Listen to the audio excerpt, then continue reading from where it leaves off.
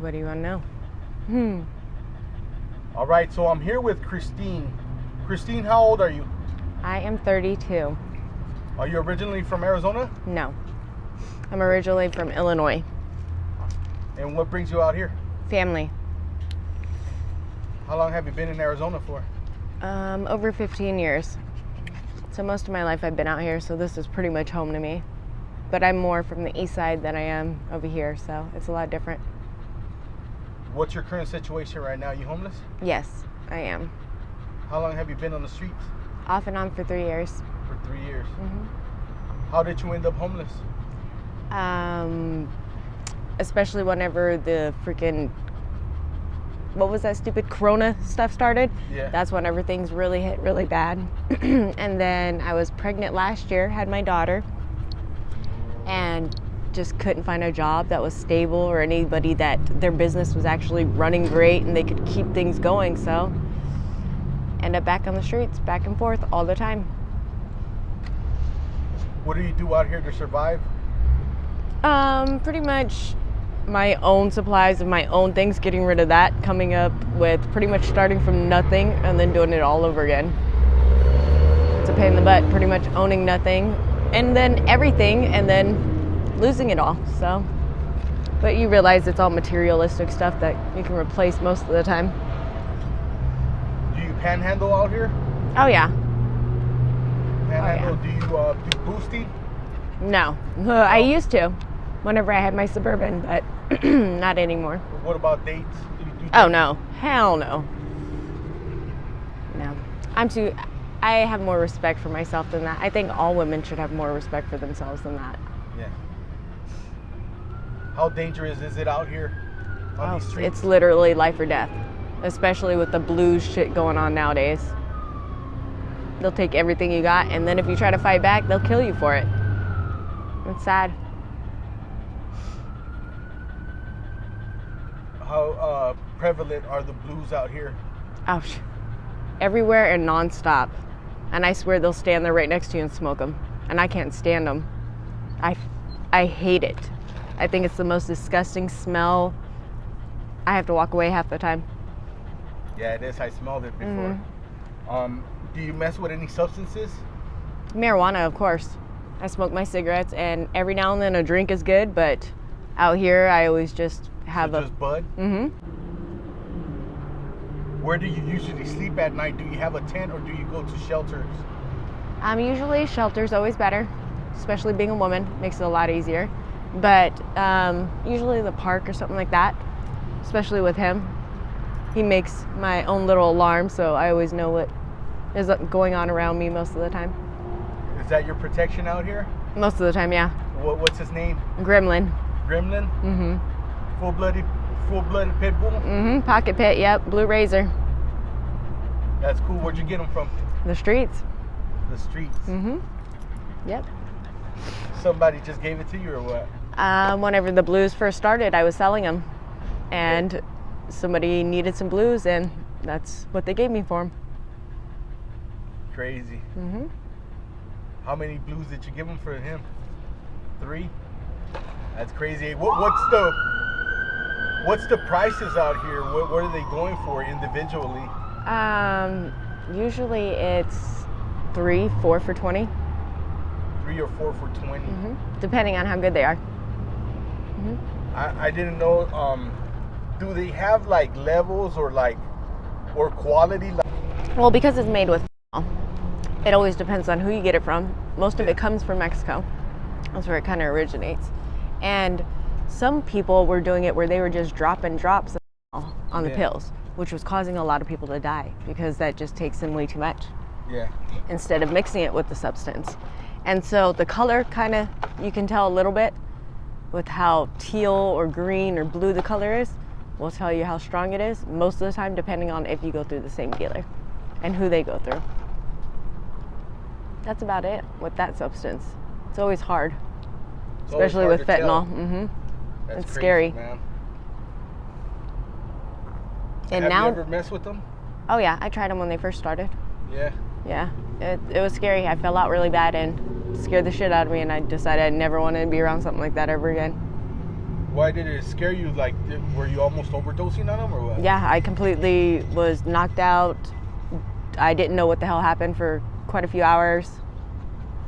It was really scary. So I never wanted to be on something like that where I didn't have control of it.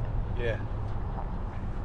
Crazy, man. Mm-hmm. Do you have any family out here in Phoenix? No, not out here in Phoenix. Most of my family's on the east side, but I haven't talked to them in like 5-10 years. So they don't know what you're going through right now?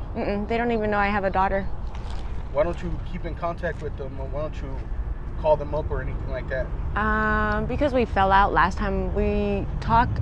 Yeah. When my dad died, and then I just come from, because I'm adopted, so I come from different background from them. I come from growing up on the streets, like hustling, and they come from more suburban, straight edge. So they don't understand a whole lot. Hey, you can't go in there. They don't understand a whole lot of that. So it's hard to explain, and then them to look at me and be like, wow, what the hell's wrong with you? So you got adopted when you were a kid? When I was 15. When you were 15? Mm-hmm. Yep. Why'd you get taken from your parents? Because my biological mother was what they call a town hoe. Yeah. And when she wasn't around, she liked to hand me around to all her little boy toys. And so I went through a whole lot of abuse from the age of 6 until I was a teenager. So she was turning tricks? Mm-hmm. And was she also on substances? I didn't know of any really, but I didn't really pay attention to a whole lot of it at that time because of what I was going through. She was always in her room or gone, so I never really knew what was going on. And where was your father at this time? Oh, he didn't exist.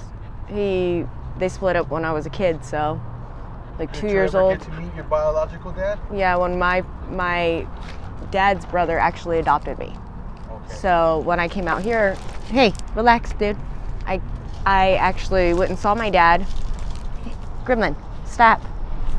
And I saw him in the hospital right before he died, and he was a really bad alcoholic. And he hated me, and he blamed me and blamed himself for a lot of the stuff I went through as a child. So we had a really bad falling out, and his death was just, the funeral was bad, so it was hard to deal with any of that. So family I've never been close with because of going through everything I've gone through with families. When you were a kid going through that stuff, did you tell anyone? Did you tell your family? My mom knew. Yeah. And then I have a little brother. He knew what was going on because my mom's boyfriend at the time used to threaten to beat the shit out of my brother if I didn't do whatever he wanted. So of course, I'm gonna do whatever needs to be taken care of in order to protect him. And the last time he did anything to me, because I refused, he punched me in the face and busted all the veins in the left side of my mouth. And can you pause it?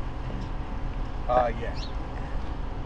All right, sorry, didn't mean to pause that. So where were we?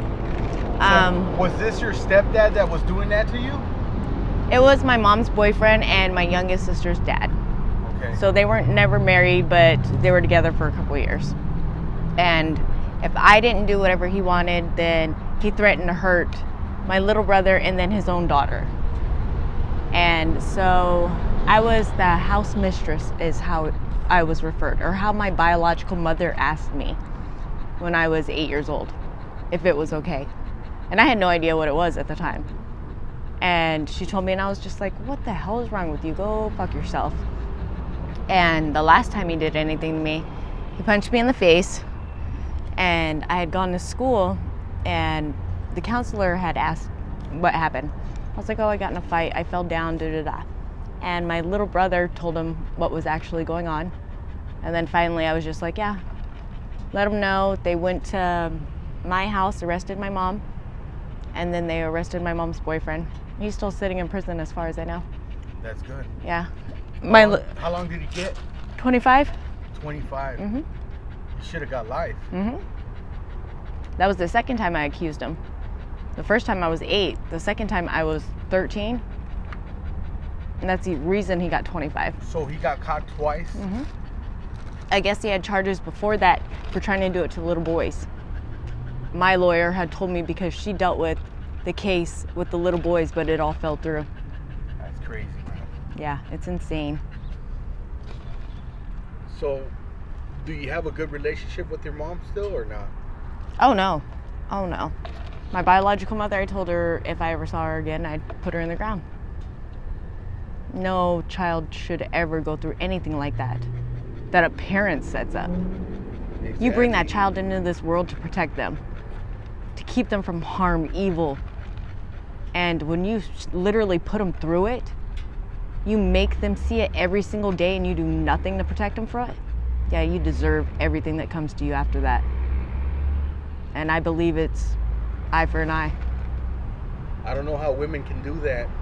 Can let their boyfriends or their other husbands do that to their kids. Yeah, that's why most men hate me nowadays, because I'm a bitch, is like they like to refer to it. I'm not submissive. I don't, oh, let me cower down to you and, oh, it's okay, you can do whatever you want to me. No, up yours, dude. You want me to do it to you? No, okay then. Exactly. That's exactly how I think things should be, always. You want me to do that to you? If the tables were turned, would you be okay if it was like that? No? Okay then, exactly. Why is it okay for you to do it to me? Why do you talk to me like that? Why do you treat me like that? It goes both ways. Exactly. All right, well, thank you for sharing your story. I really do appreciate it. Of Are you course. okay with me putting this on my YouTube channel? Oh yeah, go for it. And just in case some of my subscribers want to reach out to you with any sort of help or donations, do you have any contact information that you want to share? My email would be bad.boss.sassy831@gmail.com. So how do you spell it out? BAD.BOSS.SASSY831@gmail.com. All right, thank you. Thank Appreciate you. it.